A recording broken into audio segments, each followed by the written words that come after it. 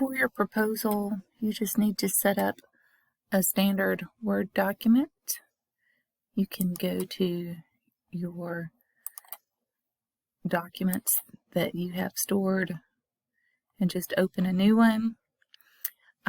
You can use the free Office software that is on the Wallace State website. You can use any software that creates a document. To set up MLA format, you need to make sure you do that correctly in whatever software you are using. And you can just go to YouTube and type in whatever software you're using, Microsoft Office, Microsoft Word, something from Apple, whatever, but find out how to set up your font and your spacing correctly. You are required to use Times New Roman 12-point font. You should create double spacing, and actually sometimes before I start typing it will take it back to where it was. So let me go ahead and type. You need your name, and you need your instructor, and you need your class, and you need the due date of the assignment, which is whatever your assignment due date is. You type that in.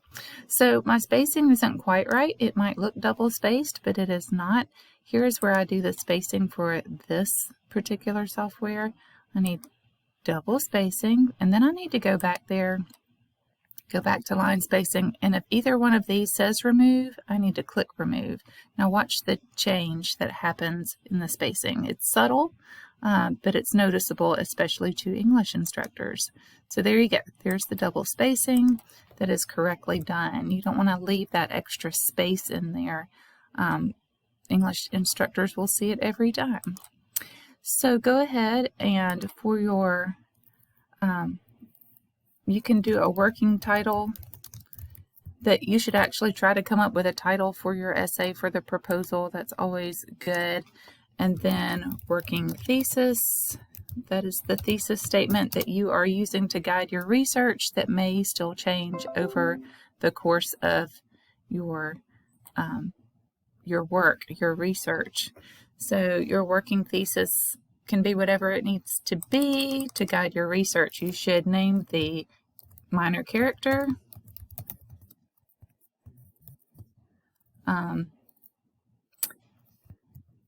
and what theme this character develops or highlights.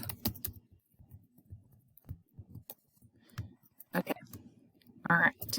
So when you're working on your working thesis, think about what values or what major value that character seems to have, and explore, this is a possibility anyway, explore how that value works in that character's favor or works against that character.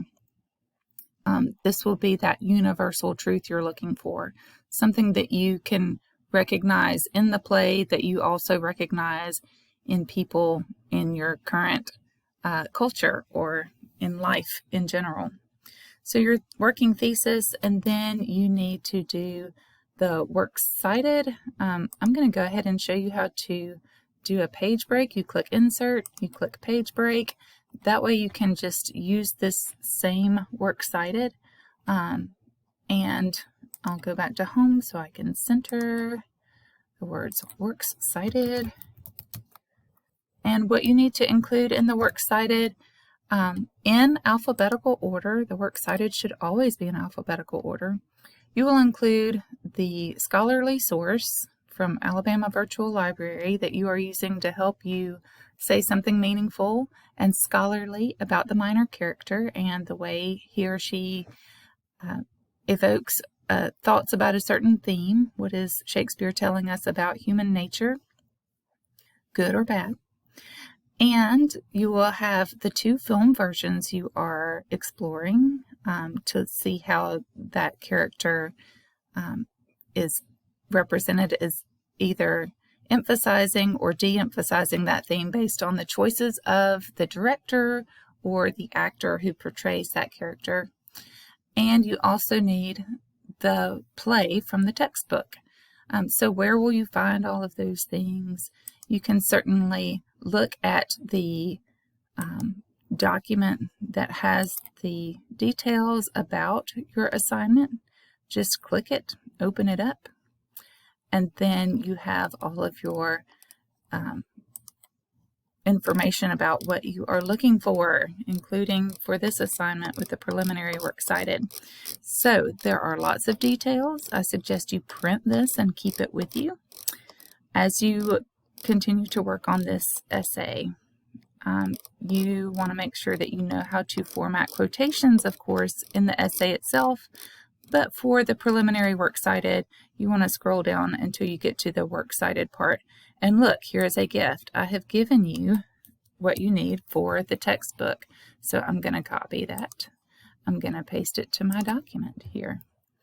And I will arrange the order alphabetically once I get all of my sources in there. So I'm going to look again at that source. The handout that I gave you here is, for me, that is what I used for my AVL source. I have posted for you a lot of sources that came from AVL that address roles of minor characters in Hamlet. So you're welcome to use one that I have posted for you on Blackboard, or you can continue. I encourage you to continue to do your research on AVL. See what's more current, see what's exciting to you, and use that. So I'm going to paste this in there. Going back to my document, I am now going to show you where to find the film versions. So you can cite your 2 films by highlighting the actor or actress who is performing the part that you are analyzing. I gave you samples as if I were analyzing Ophelia. So if you are analyzing Ophelia, you could choose one of these. Make sure that you have the correct film, though. My live classes are watching the Kenneth Branagh version and the Doran version. So those would be the 2 performers. But the AVL source I just used was about Horatio, so I would need to put the actor who played Horatio in here if I were to use that version. Or you can cite the whole play or the whole film, and you would do that by starting with the title and then give the director and then the list of performers. So my live classes are doing this one, and I would copy that into my document, and then I would do the other one, copy that into my document. Where's the Kenneth Branagh version? Here it is, right below it. I could have pasted both of those at the same time. Oh well. And then I need to make sure I'm in alphabetical order. So at least my 2 films are in order because all the first words are the same. Then I would start with the first letter that's different, and which one is alphabetically first is where I would put that. So this, of course, D would come first, and Shakespeare ends up being last because I always need to have the sources posted alphabetically in my works cited.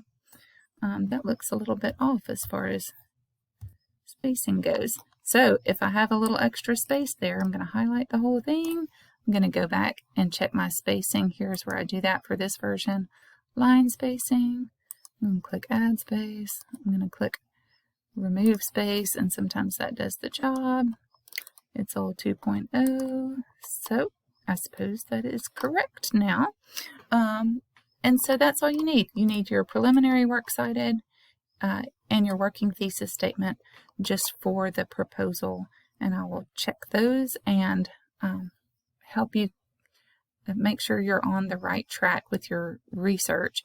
You're not going to use any online study guides, no lit charts.